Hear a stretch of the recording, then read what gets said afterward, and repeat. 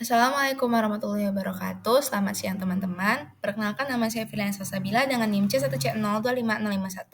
Pada kesempatan kali ini saya akan mempresentasikan materi tentang timbulnya hutang pajak, penagihan pajak, serta hapusnya hutang pajak.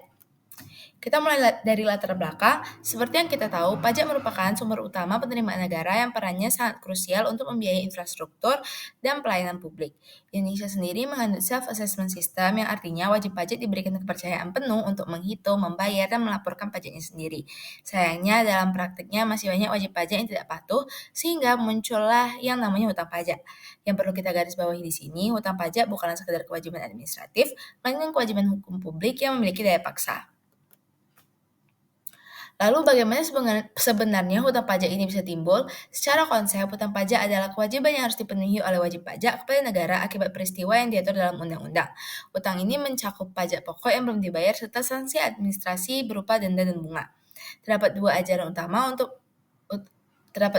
utama mengenai timbulnya hutang pajak. Yang pertama, ajaran formil, yaitu hutang pajak timbul karena adanya penetapan dari Fiskus melalui surat ketetapan pajak.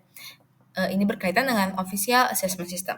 Yang kedua, ajaran material, yaitu hutang pajak timbul karena berlakunya undang-undang ketika syarat subjektif dan objektif terpenuhi, berkaitan dengan self-assessment system. Sanksi administrasi hutang pajak. Hutang pajak itu tidak hanya berisi pokok pajak yang belum dibayar, tapi juga sering kali membengkak karena adanya sanksi administrasi. Contoh sanksinya cukup beragam, misalnya denda keterlambatan lapor SPT Mas PPN itu sebesar Rp500.000, untuk SPT tahunan orang pribadi dendanya Rp100.000, dan untuk badan dendanya Rp1.000.000.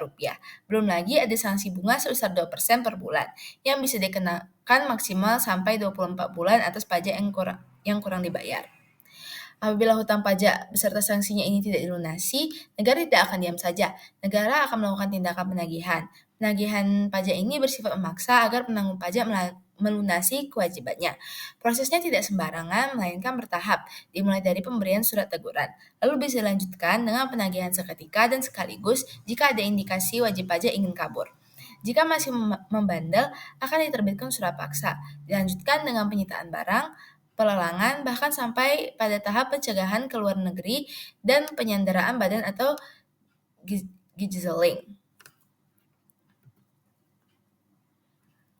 Tindakan di lapangan ini dilaksanakan oleh pejabat berwenang yang disebut jurista pajak. Perlu diketahui, surat pajak itu sangat kuat. Kekuatan eksekutorialnya setara dengan putusan pengadilan yang sudah berketentuan hukum tetap. Apabila dalam waktu 2x24 jam setelah surat paksa diberikan, utang belum dilunasi, jurista pajak berhak menyita harta penanggung pajak.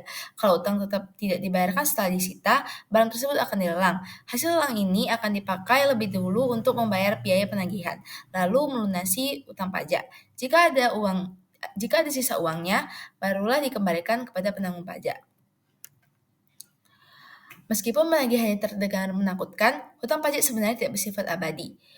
Ada kondisi di mana kewajiban ini dihapus dan tidak bisa lagi ditagih.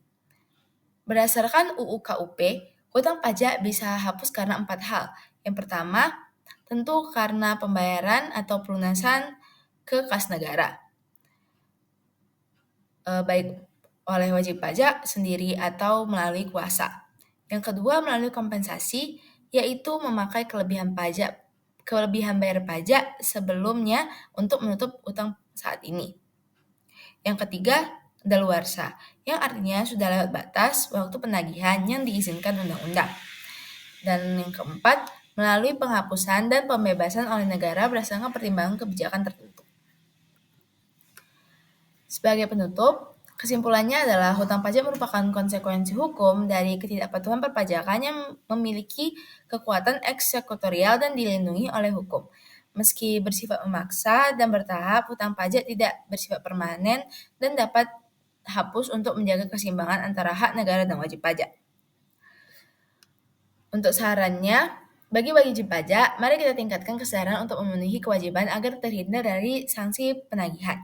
Untuk aparat diharapkan terus bertindak profesional dan pemerintah perlu terus mengedukasi masyarakat agar sistem ini semakin dipahami dengan baik. Sekian presentasi dari saya. Wassalamualaikum warahmatullahi wabarakatuh.